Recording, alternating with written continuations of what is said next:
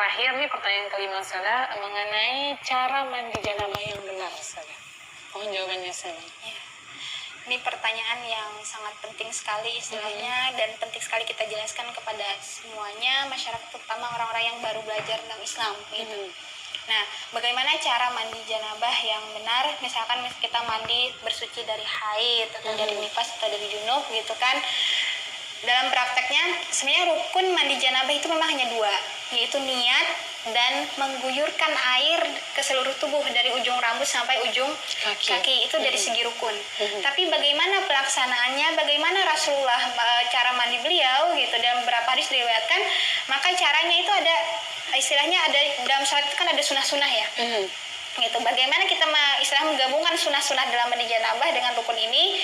Maka ketika seorang ingin mandi janabah itu disunahkan yang pertama adalah dia mencuci tangannya dulu gitu. Apalagi setelah dia bangun tidur gitu kan. Dimana kata Nabi kalau kita bangun tidur, siapa yang bangun tidur maka hendaklah dia mencuci tangannya gitu, karena dia tidak tahu di mana tangannya bermalam pada waktu itu, pada waktu malam gitu kan.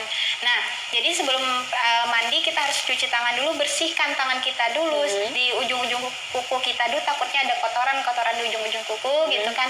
Maka dan setelah itu hendaklah kita beristinja. Maksudnya beristinja ya membersihkan, takutnya ada najis, maaf di kemaluan kita gitu kan. Lagi bekas haid segala macam. Nah, harus dibersihkan dulu. Setelah itu disunahkan kita berwudu.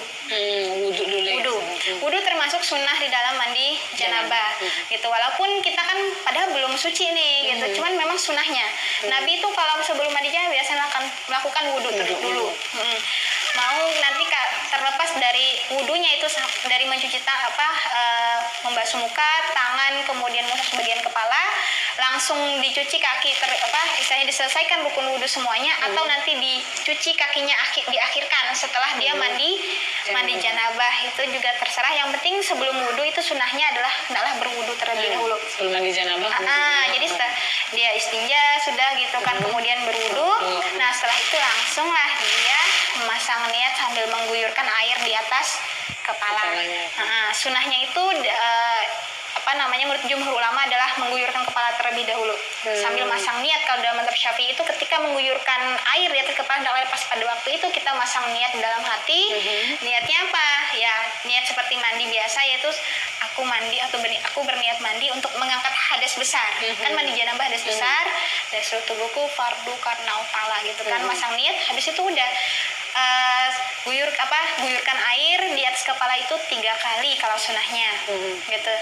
3 kali, 1, 2, 3 selesai. Kemudian setelah kita mengguyurkan air di atas kepala, itu adalah mengguyurkan air di bahu sebelah kanan gitu kan. Dulu ya, anggota tubuh yang kanan itu sampai 3 kali sunahnya, karena kata Rasulullah bahwasanya Allah tuh suka yang yuhibbut tayamun, mendahulukan yang kanan di dalam praktek ibadah gitu kan. Nah, dahulukan yang kanan, maka guyurlah dari bahu kanan kita sampai ujung kaki 3 kali gitu kan. 1, 2, 3. Kemudian baru bahu sebelah kiri gitu kan. 1, 2, 3 sampai ujung kaki. Udah, habis itu selesai mandi janabah kita gitu ya. Jadi mandi janabah itu gampang sebenarnya, jangan dipersulit gitu. Kadang orang gimana gitu mandi janabah, sebenarnya enggak sulit. Cukup di situ pasang niat gitu kan, guyurkan air ke seluruh tubuh. Itu dari segi rukun. Kalau mau pakai sunahnya tadi, pakai istinja dulu, pakai wudu dulu, kemudian meniga kalikan, mendahulukan kepala, baru sebagian anggota tubuh bagian kanan, baru anggota tubuh bagian kiri gitu kan. Udah bisa selesai gitu. Sunah yang lain ada ya meratakan air ke seluruh tubuh, jadi digosok-gosok seperti itu, karena khawatir